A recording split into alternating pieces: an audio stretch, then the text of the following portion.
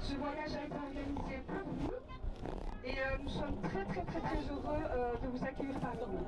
Donc n'hésitez pas, si vous avez la moindre question, je vous présente mon associée Sarah qui est là. Direction Paris. Mappa Solo a décidé d'organiser un voyage pour ce week-end à la fête de mer. Cette association vient en aide aux familles monoparentales. Première étape, le parc Astérix, où certaines familles découvrent pour la première fois la capitale française. On a commencé avec une petite descente et après à la fin une super grande descente qui m'a fait pleurer. Et après c'était cool et après on était tous trempés, mais ça me fait un petit peu me faire froid. Accorder aux enfants le temps de s'amuser tout en soulageant les parents reste l'objectif de Sarah Echerazade, cofondatrice de Mappa Solo. Moi je suis vraiment très satisfaite. Satisfaite dans le sens où je vois que les enfants étaient très heureux d'aller au parc Astérix, que les mamans aussi se sont hyper éclatées.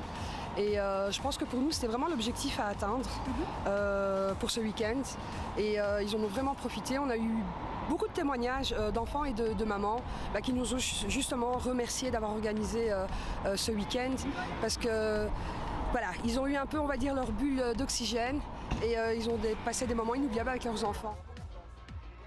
18 familles, des assistants bénévoles, un photographe et un journaliste ont pu se rendre à Paris. Séjour financé grâce aux donations de la Fondation Roi Baudouin. L'association a pour but de créer une cohésion de groupe. Dans le meilleur des cas, elle renforce également une complicité intrafamiliale.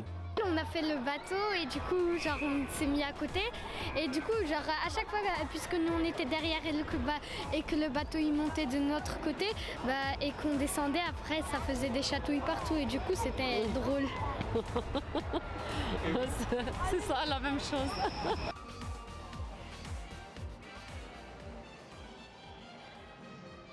Fin d'une première journée chargée. Le lendemain, place aux cadeaux et à la célébration de la fête des mères. L'après-midi, une promenade est planifiée dans le centre de Paris. D'abord au Montmartre, puis sur l'avenue des Champs-Élysées. L'occasion de faire un bilan de ce voyage. Mais l'association, j'espère vraiment qu'elles iront loin parce que c'est le genre d'association que les mamans ont besoin et les papas aussi d'ailleurs, de se sentir moins seuls dans un combat de tous les jours.